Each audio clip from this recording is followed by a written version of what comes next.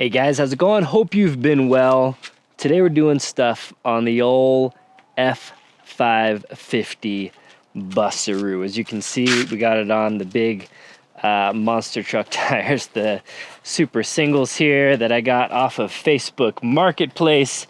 Did lots of trimming, lots and lots and lots of cutting. This is actually like the third round of cutting this little junk here.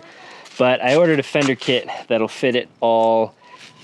And actually, so I bought this thing like 2 years ago.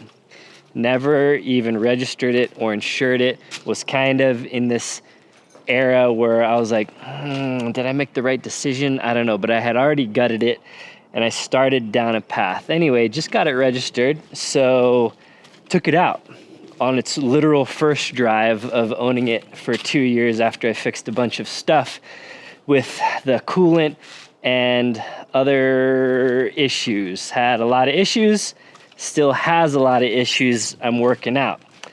One thing that we're doing today is giving me the ability to see out the back. So that was an issue since the very beginning. I just couldn't see, like there's not great visibility obviously here. And that was a bit of a problem. So we're gonna install this new WOLFBOX G900 Tripro. Has built-in dash cam, has a front camera, has a rear camera. So this was actually something that was a recommendation from you guys, a couple of you guys, a few of you guys. When I built the Tundra and put the GFC on it and talked about rear visibilities, I didn't have a reverse camera or anything like that. Now I do. So I bought this thing called the WOLFBOX. Well, the WOLFBOX is the brand, and they have a few different models. So I bought one. This was the one that I bought with my own money, actually, just because I wanted to test it out. So I bought this one. Actually, they all come with the ability to basically strap onto your existing mirror, and then they give you front dash cam and rear dash cam, rear cam functionality. So you have an always on recording front and rear dash cam with the system. And you can use the mirror just like a mirror. Look at that. But you also, in addition to the dash cam, now have a rear camera. Obviously my bike rack's in the way, so this isn't a very good example, but this is what I wanted for Shorty. I was happy with that purchase, my little trial run on Shorty. So I reached out to WOLFBOX actually. I reached out to them and said, hey, I was real happy with this. I want to install one for my big bus. And they said, oh, you should do this one with the bumper camera. So they did, they sent this one out. I bought the other one, they sent this one out. And this is so they sent out the G900 Tripro because they said you probably want a bumper cam and a reverse cam. And this one's got real long cables, 33 feet. So hopefully it'll be close. Hopefully that's long enough. I may need to get an extension for it to fully work. So let's hop in here. My bus actually had a rear view mirror. You can see it was in pretty bad shape. And when it was up, you know, it wasn't looking at anything. It was just looking at the back of the bus. So it's pretty much pointless, especially because I have one of these bus mirrors right here that I can actually look in the back if I wanted to. So this was really, I don't know, had no purpose. But fortunately, it was mounted. This was actually kind of hard to get off. But I bought the OEM mount. So they actually sell a kit that allows you to basically hard mount this to an OEM. I believe they have like ram ball mounts, and then they also have just the strap to your original. I don't need a real rear view mirror, but this will be my new one. So I hard mounted it to the mount that I already had on my windshield, and now it is solid. The front camera's here, and it looks great. It's a good looking mirror. And now I'm gonna wire it up. I'm gonna hardwire it just like I did on my F450. So I'm gonna move some stuff out of here because I got this weird bus thing over here. So access to that kick panel is gonna be even harder than in my 450, but I'm gonna do it. So let me remove a couple things and I'll show you what's next. Yeah, I've been fixing so many things on this bus. I didn't realize it, but we have these little push out windows here, which is pretty cool. They also open, slide open at the top. Just came with the bus. Fixing all kinds of lights and stuff that weren't working, and like I said, I had all kinds of coolant just leaking into the bus because lines were never capped off and rerouted. So I actually had a bunch of lines in here, so I've been working on stripping that out, stripping out the extra wiring, and there's actually a handle that didn't even function on here, so I put a new handle on the door. So now I can actually open her up.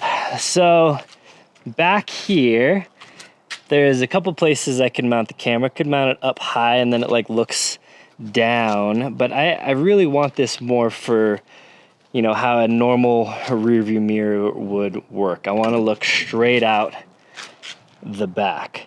So I think I'll probably mount it somewhere here or something. So that's what I'm gonna figure out with the rear camera. I may just kind of temporarily mount it somewhere and then come back and fix her up a little later. But rear camera will go here. On the front, I got this big ranch hand bumper, and I don't think I'm gonna put it like here, but there's enough of a gap under here where I think I can mount it like here, so it just peeks through that gap. If not, I can mount it right here some way, so it just looks straight out the front. So that way when I'm pulling up, since this vehicle's so long, I really want to get a good idea of tucking myself up as close as possible.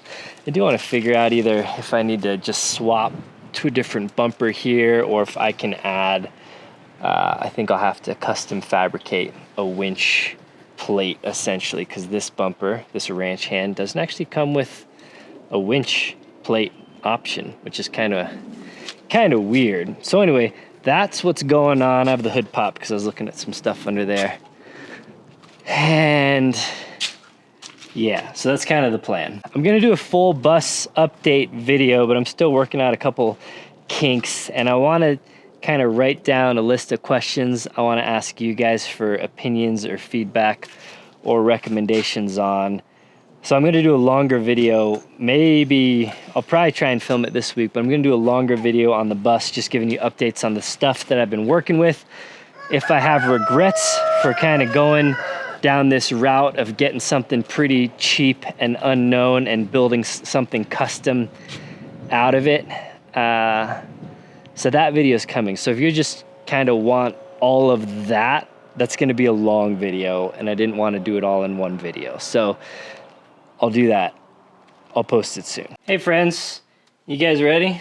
Hop in, take a little road trip with me. So I took the fire extinguisher mount out, and I got holes just straight to the ground through there. So that's pretty cool. I found a bullet, looks like a 9mm, an FMJ, a full metal jacket, once fired. Not a total metal jacket, as you can see, because you can see the lead underneath. So, you know, it did hit something at some point. Now, was that a fleshy mass, or did this come in on someone's shoe? You know, makes you really wonder about the history of the old bus here. Anyway, like I said earlier, it's going to be a little bit hard to access, but I should have a little fuse panel under here. I will go get my little meter and see what's live and what's not. So just like last time, we're gonna have 3 wires here, ground, and a constant and an accessory. So this kit actually was nice. It did come with fuse taps already. So we're gonna find the fuses to tap and tap them and then run the wire. I think I'll just run it down here, and fish my way down to there. All right, I'm gonna see if I can get a camera down here in these tight working spaces. So you get your multimeter. There's a ground right here. And then you can just touch basically the top little exposed pin of the fuses to see. So this one, this bottom right 5 amp fuse here, the blue one, has power right now. So that tells me my car's not running, so this is probably a constant power. So this 10 amp, this red 10 amp right here, I don't know if you can see it, has no power right now. Now I'll take the car. It now does have power. So we got basically a constant and an accessory power. If you're ever curious what fuse you're looking at, you can just Google your car and fuse diagram and you'll find something like this. So this is the passenger compartment fuse panel. Shows you what all the fuses are. It has them numbered. You can tap on it, and so that's the high beams, fog lamp, radio faceplate, climate control. So anyway, I don't really care what fuse I'm tapping into. I just want to know whether it has constant power or not. But in case you want to go that extra step, there you go. Alternatively, if you don't want to go through the trouble, you can just use the provided cigarette lighter power, which is unfortunately what I'm going to do for now, because that fuse panel, the little micro fuses are in such a way that you can't actually use a fuse tap in there. You need some kind of specialized fuse tap that I haven't seen before. So anyway, we're going to solve that problem later. This USB cable connected to the mirror, and then your rear camera connected to the mirror, and then your front camera. I gotta clean that up a little bit. Ran the wires down, and then nice little grommet down there. This bus is so dirty. So button that up and tested all the cameras. There is an option to flip them essentially, so they're upside down now. That's the front camera. This is the actual dash cam that has a little protective cover on it. And then the rear cam, a little chicken walking by. Or actually, this is the triple cam mode. And then the rear cam there. Hey, friend.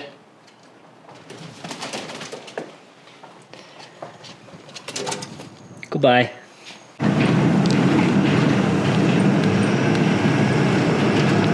Here we are in a parking lot. Nothing really going on because I parked all the way in the back. But if there was, this would be pretty nice. Get a view out the front. And then that's just the dash cam view. All 3 views. And then out the back.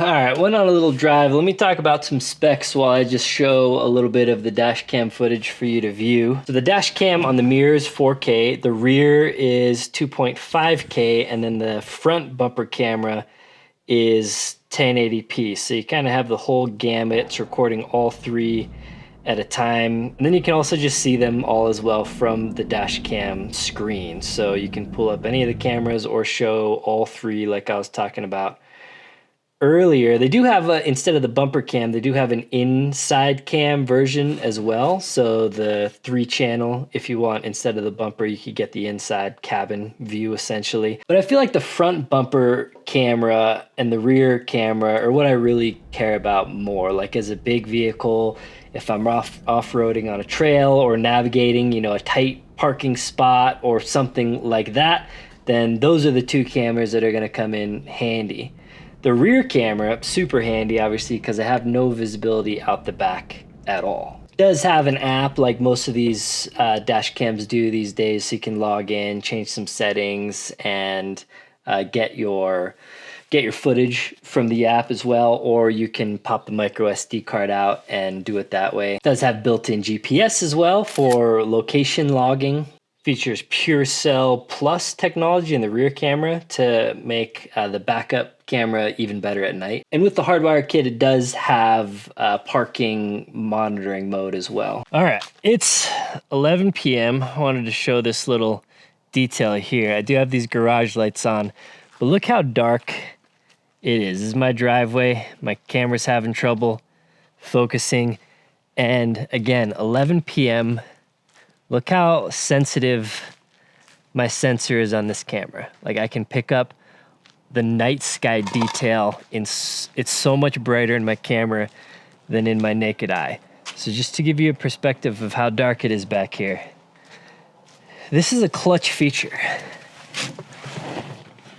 This is what the same driveway looks like in the rear view cam. Like, we're looking, that's like my Kubota bucket, that's my old topper, that's the old chicken coop, garage doors obviously. So when I'm backing this up, obviously before I had zero visibility anyway, but even if I had a rear view mirror that was just shooting out the back, I wouldn't be able to see any of that.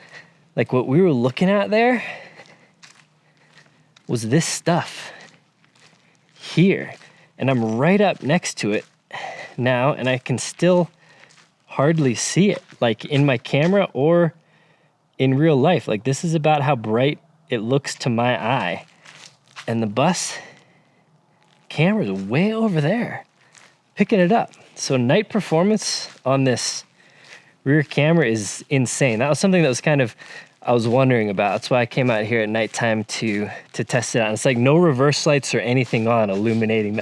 Like, obviously my garage lights are over there, but like, this isn't doing anything with the camera that this camera right here that I'm filming on isn't doing.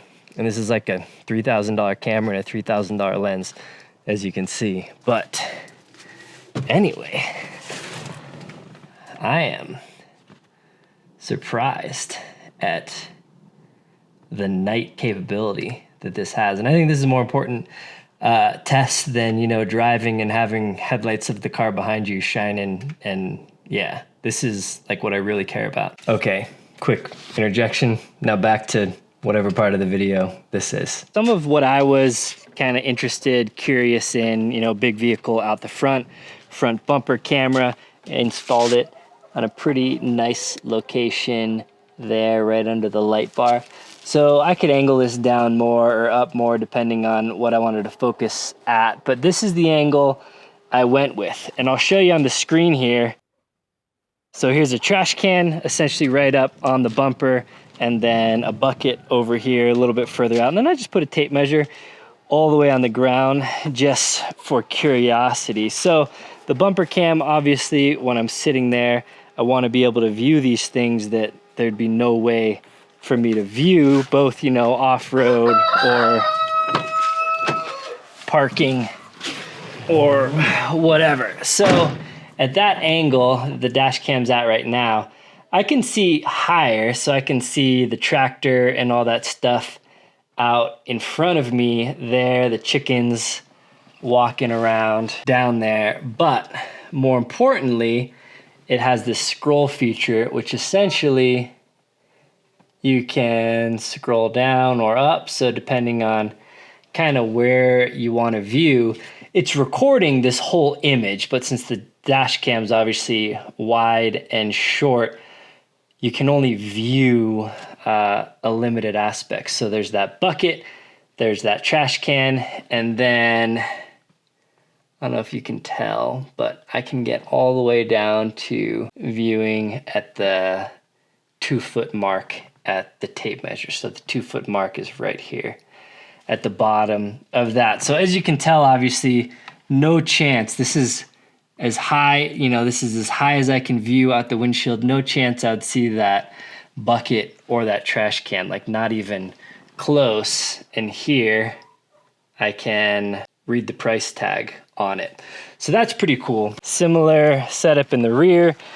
Since there's no window or anything out the back, I can't see anything. So directly behind the vehicle, obviously a huge blind spot, but it extends far, far, far. So here, you probably can't tell on camera, but here still wouldn't be able to see me.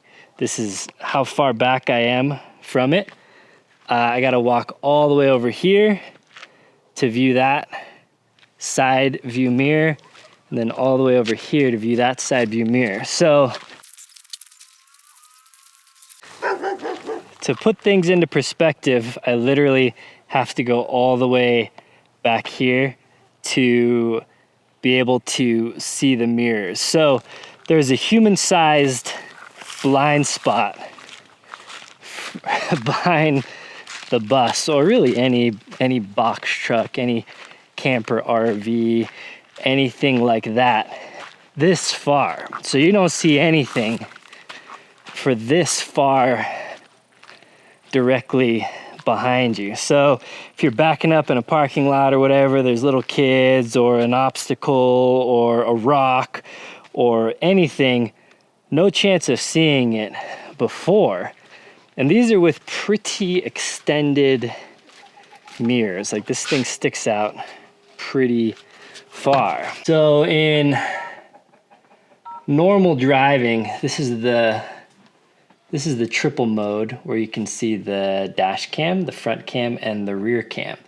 There's that bucket I was showing you that I have basically right behind the bumper. But in normal mode, I would be having it like this. In rear view mirror mode, I want to see far back behind me, so I see all the way back to, you know, the hill, the mountain, whatever you want to call it, back there. So I can see all the way back there, and that's with my driveway kind of sloped up and back. And then if I was like reversing or something and was really curious about what was directly behind me, there's that little bucket. This is actually the edge of my bumper and the edge of my bumper there. So depending on, you know, normal kind of driving mode, I'd have it something like that.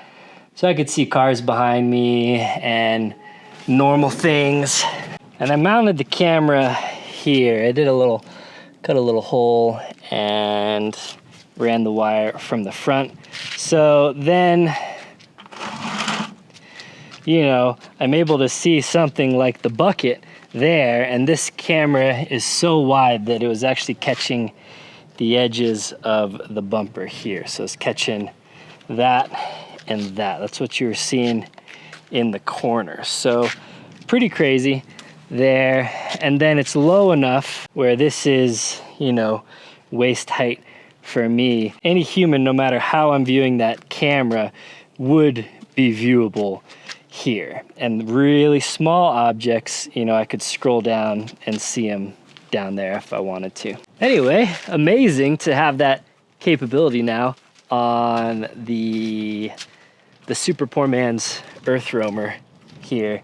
So excited to finally be able to see out. That was something I really didn't like. So being that this is the biggest vehicle I've ever owned or really driven for any meaningful amount of time, it's nice to finally be able to see out the back and the front as well. So as this build progresses and continues and we actually take it out on the road and off the road, it's all going to come in super handy. WOLFBOX, bunch of companies, and Amazon are doing a bunch of sales this week. So if you've been on the fence about picking one of these up, now is probably the time. I don't know if I have any specific coupon codes for this or it's just the general crazy sale they have going on. Either way, I'll link to it and put any info down in the video description down below. As often as possible, those are affiliate links, so appreciate you using them when you can.